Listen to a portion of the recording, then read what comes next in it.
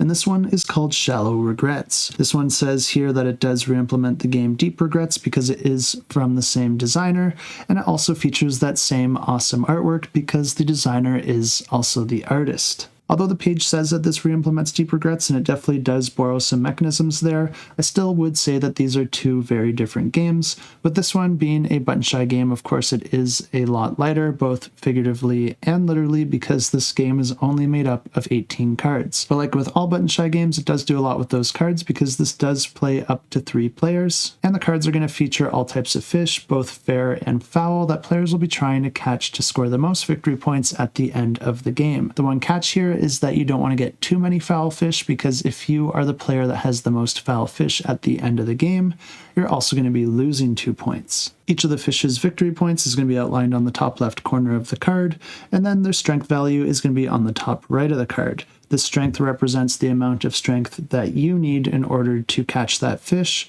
and the way that you gain strength is by catching fish. This means at the start of the game you can only catch 0 strength fish, which do exist. You can see an example of that in the top left corner here. And then the strength it grants you when you do catch it and put it into your tableau is represented by the hooks on the left hand side of the card here. Each of the fish can also have different effects and abilities at the bottom of the card, which you can tap in order to activate, but these abilities are one-time use, and once you tap a card you can't use it for the rest of the game, but you still do gain the strength and any other effects from that card. But now that you know the landscape of the cards and the way that you score victory points in this game, I think the best way to show you how it plays is to just go ahead and show you how it plays, because Button Shy was kind enough to send me a prototype copy of the game, so I do want to thank them for that. And like I said, this is made up of just 18 cards, so you will just be shuffling those and making 6 piles of 3. And that's all you need to do to set up the game. You might have noticed that some of these cards also have different sized shadows on them, and this is also a mechanism inherited from the game Deep Regrets. And what these represent is roughly the size of the fish that you can expect to find on the other side of that card. So we have small, medium, and large, and then we also do have a numeric value at the bottom of the card indicating the range of strength that you can expect. The small ones are all 0 strength, the medium one is 1 to 2 strength, and then the large one is 3 to 5. This is a game for 2 to 3 players, but I'll just be showing you a 2-player game, but the 3-player game plays exactly the same. The turns in this game are very quick and easy, so I think I can just teach you the game as we play, because on your turn, all you're going to be doing is choosing any 2 cards, either from 2 different shoals or from the same shoal, and then you're going to be looking at them and then choosing one to catch, if you are able to catch any of them. We start the game with no cards, which means that we have 0 strength right now, which means that we can only catch 0 strength fish. So for my turn, I'm just going to be revealing 2 of these small cards because I can at least guarantee myself a catch. And we drew the lamprey and the rotfish, and we get to choose one of these to keep and one to go back into the water. And I think I'm actually going to keep the rotfish because it grants an additional strength because of those 2 hooks, which I think will be really valuable early in the game. And it does have a nice power here that allows us to force each player to send 1 fish to the player to their left, which means I could just use that power to also get rid of this fish later, forcing it on my opponent, who will then have -1 victory point. Whenever you put a card back, you can never put it back on top of a small shadow card unless it's the only type of card that is visible. So for myself, I think I'm going to be putting this over the large one, since this one does give me 2 strength. I probably want to try and get one of these medium-sized fish in my next turn, which means that I would rather not cover those ones up. This one just goes into my tableau like so, and we'll keep all this player's cards on the left here. Now it's the next player's turn, and they're just going to be doing the exact same thing, drawing 2 cards and then choosing one to keep. And this player got the stingray and the massive eyes, and these cards actually work pretty well for this player because one of them does allow them to kind of counter this rotfish if they do choose to play it a certain way, because this card allows them to exhaust 1 fish controlled by another player. That means that they could force me to exhaust that without using its power, and then I get stuck with that card. I think because of that, they are going to be keeping this one, and then they're going to be putting this one back. And because they know I do have 2 power, which means I can catch these medium-sized fish now, they're going to cover up one of those. Not that it's stopping me too much because there's still 3 of them visible. One thing to note about the fish powers is that you can only use those powers at the start of your turn, which means that I have to decide right now if I want to use that power. If I do, I'll be losing this card, which means that I'll also be losing those 2 strength. But if I don't use it now, I am risking them using their power on their next turn, forcing me to keep this card. And I think I will use the power because not only is it -1 victory points, but it's also one of the foul cards, and I don't want to have the most of those at the end of the game. So I think I'd rather lose the 1 strength and then force them to get stuck with this card. And cards do stay exhausted once they've been used, even if they're passed amongst the players.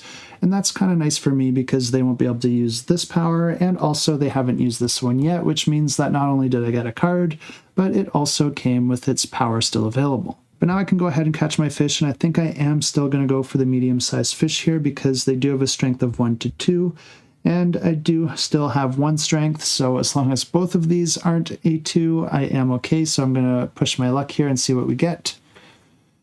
And we did get lucky here because one of these is just a strength of 1, but they are both foul cards, so we do have to keep that in mind. They're both worth 2 victory points, but the mermaid is really nice because it does also grant me an additional strength, and I do also prefer its power, so I think I'm going to be keeping that one, adding it to my tableau here. Now I'm just going to go ahead and put this one back, and I'll cover that 3 to 5 just because it's of no use to me just yet. Now it's my opponent's turn, and they're going to be drawing the one I just put back as well as the one next to it. And I think they're going to keep the oarfish because although these both have 2 victory points, this one does have an additional strength, which will bring their strength to 3. And also this is a fair fish, which is nice. And the power is pretty good as well. So they'll add that to their tableau and then put this one back. And they know I've already seen this one, so they're going to be putting this on top of the only medium-sized fish that's out on display right now, forcing me to have to pick up this card if I want to get to the one under it. Since it is the start of my turn, I can activate any of my abilities, and I think I will do that to tap this one here to peek at the top card of 3 different shoals. I'm definitely going to peek at these 2 because I think we already looked at that one, but it's really the only other option I have, and I kind of forget what it is anyway, so I will grab that one as well. This is really just giving me some additional information, so I'm just going to put those cards back.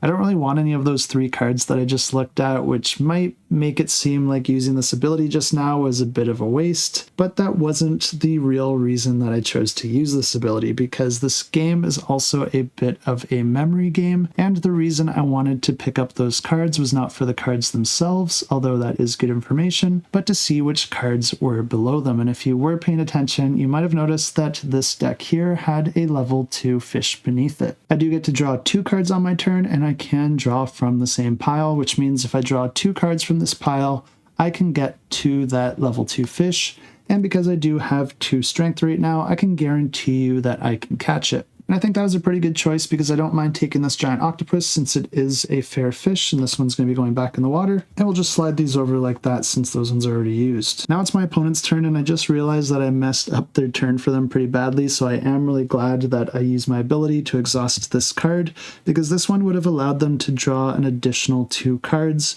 and they only have 3 strength here, which means that they could go for a large fish, but the large fish are ranged from 3 to 5. So even if they draw 2 of these, there's still a good chance that they won't be able to catch any of them, and this would have allowed them to make sure that they still had other options. But I think my opponent is still going to play risky here and just go for it, so let's see if they get what they need. And they lucked out because they did get one that only costs 3, so it doesn't even matter what the power is, they're definitely going to be taking that. Slide those over there, but the power does allow them to exhaust 1 foul fish controlled by another player. Because there's an empty shoal here, when my opponent puts this card back, they do always have to choose the empty shoal, so they don't have a choice. So that's going to be going back into the bottom left corner, and now it's my turn. And I'm destroying my opponent here because I am going to use another one of my powers, because my giant octopus allows me to swap this fish for another player's fair fish. This is worth 2 victory points, and the one that they just caught is worth 3. So why not? I'll take it. Doesn't really change my strength or do anything like that. This gets exhausted, which means my opponent can't even use it, so I am just stealing all the abilities here. We still only have 2 strength though, and I know there is a medium-sized fish under this medium-sized fish, so we'll just take both of those. I did already see this one before and I knew that, but I was taking my chances to see what we had under it. They're both foul here, so that's not going to affect my decision making of which one I want to keep, but Selkie here is worth more victory points. He does come with this strength, and he does have the ability to swap himself for another player's fish. And I don't want my opponent to get that and try to steal one of my fish, so I think I am going to take that one and put this one back. Now it's my opponent's turn, and they still just have 3 strength, so it is still very risky going for this 3 to 5 here. but we still do have this 1 to 2, which they did see before, so I think they will just go for the 3 to 5. And they know that this is a foul fish because they did see that one, assuming they still remember, so I think they're going to try and avoid that and actually just draw this weaker fish here and hope that it is something better. And it wasn't, but that's okay because the great white shark here is a fair fish, so they'll be taking that one. It doesn't have any strength, but it does have the ability to add 3 strength just for a single turn, so that's not too bad. We'll send this one back. It has to go to the empty shoal. And this player is going to hate me because I will use my ability again to swap this fish for another player's fish. So I'm going to take that great white shark, send this one over here, and I'm going to use its ability right now to increase my strength by 3, which gives me 5 strength, which is enough to catch any of the large fish here. And I do remember when I looked at the 3 cards, this one actually had a level 5 under it, so let's go ahead and draw that one for fun. Fortunately for us, it's a foul fish, but I think we're doing okay here. It's worth 4 victory points, which is really nice, so I think we will go ahead and keep that one, and we'll just throw this one back over here. Now it's my opponent's turn here, and they only have 4 strength, so I think they're okay with those 3 to 5s being covered up right now, so I'm not going to uncover that one, and I don't know what's under these 2 cards, so these 3 cards are both vacant under them. I've already seen that one, so I think they're just going to go for these weak cards and hopefully get something decent. And I think I'll just take this one because it is worth a victory point, and this one's minus a victory point. This does have the ability to give the fish to another player, but I know my opponent's just going to use their ability to exhaust this before I can do that. So we're just going to remember where this one is, which is the bottom right corner. We'll add this to the tableau, and it does allow us to look at all cards in one shoal and then return them in any order. But we already know what's going to happen here. My opponent is going to flip this card in order to exhaust one of the foul fish controlled by the other player. So that ability is gone. Now I'm going to use my other card's ability to flip the top card of each shoal face up. So let's go ahead and do that. And now that information is revealed for everyone. And I think I'm just going to take this one to spite the other player because I'm a terrible person. Now it's my opponent's turn, and they're just going to go ahead and grab these 2. I don't know how this is going to work out for them, but they did find the Kraken, which has no ability, but it is worth 5 victory points at the end of the game. They have the strength to catch it, so they will. So we'll keep that card here, and then we'll put this one back. Now it's my turn, and I'll give this fish to another player, which is minus 1 victory point at the end of the game, and now I get to draw my 2 cards, so we'll take a look at these. I'll grab the Day Octopus, put this one back, and I'm pretty sure that I'm going to win this one, but my opponent's going to take these 2 cards, and I guess they'll just take the Moray Eel there for the 2 victory points. It's safe for me to take this because there's no way I'm going to get more foul fish than my opponent, so I'll just take those 2 victory points. This player is going to take the Lamprey for 1 point, which forces me to take this Sea Bishop for 1 point, and then my opponent's going to take this one. Now we just add up all the victory points and see who is the winner. I have 16 and my opponent has 12, and they have 1 more foul fish than me, so they actually lose 2 victory points. I was definitely playing a little dirty there, but it is the name of the game. You're not playing this right unless you finish with a few regrets. And that's how you play Shallow Regrets, and I did have a lot of fun with this one, but I did also mention earlier that this played 2 to 3 players. It looks like they actually were able to increase that to 2 to 4 players because that's what it now says on their campaign page, so there might have been a couple small tweaks to the rules, but I am really excited to try this one out with 3 or even 4 players because then there are more players I can pick on instead of just my single opponent. But I do recommend checking this one out, and if this one looked like one that you might be interested in, definitely check out the campaign, and I will have that linked in the description down below.